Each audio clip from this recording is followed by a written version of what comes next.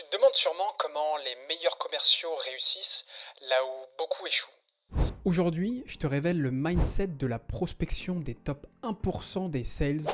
Et spoiler, c'est pas juste une simple technique. À la fin de cette vidéo, tu auras découvert les clés d'une mentalité et d'un mindset de gagnant qui permet aux meilleurs sales de rester motivés, persévérants et de transformer chaque appel en opportunité. Pour rappel, je suis Anas Chakri, je suis cofondateur de Lead Panda. On est une agence où on accompagne les entreprises en B2B à prospecter et également à les former à la prospection. Pour le coup, j'ai pu échanger avec une centaine de commerciaux et j'ai pu déceler des points qui sont similaires aux meilleurs commerciaux. Et aujourd'hui, j'aimerais te les partager et te partager justement ce qui fait en sorte qu'ils aient un mindset extraordinaire. La première chose, c'est ils n'ont pas besoin de la vente. La plupart des commerciaux ne sont pas attachés au résultat, ne sont pas attachés à la vente. Ils ne montrent pas un besoin qui est désespéré de conclure la vente. Plus on montre qu'on est désespéré à conclure une vente, et plus on échoue la vente. Et ils essayent de maintenir une position de force, de confiance en eux, où pour le coup, ils évitent toutes les apparences de faiblesse.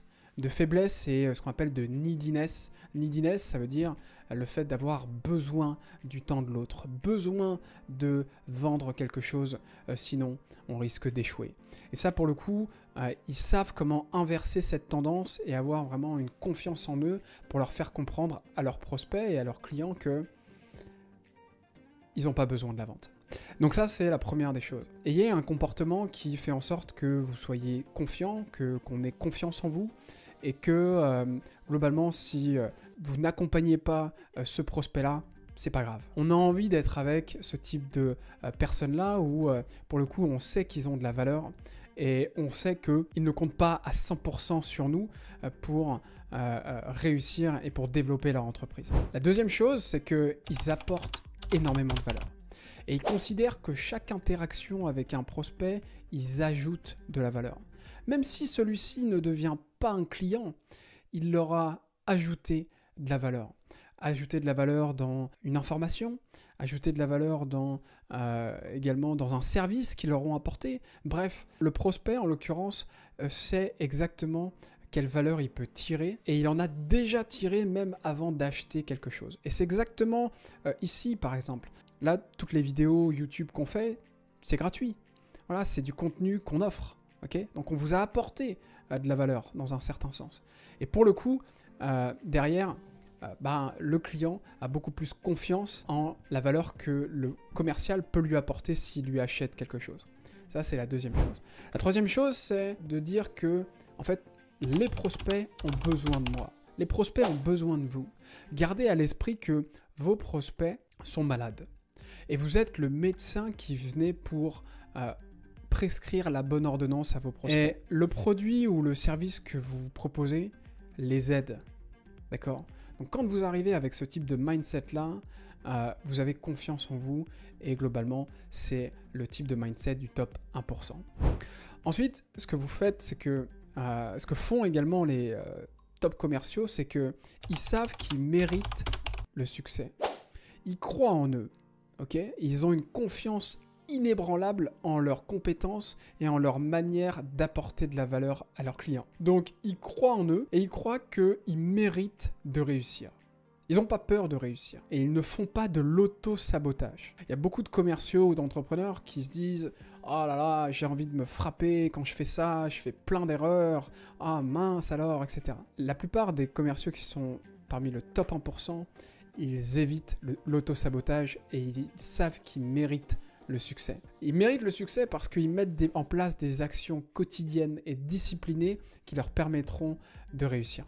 Ensuite, ce qu'ils font également, c'est qu'ils partent du principe que le rejet fait partie du process. Et ils ne prennent jamais personnellement un rejet. D'accord ? Je vais vous prendre un cas concret. J'ai appelé une personne, en l'occurrence, qui m'a rejeté.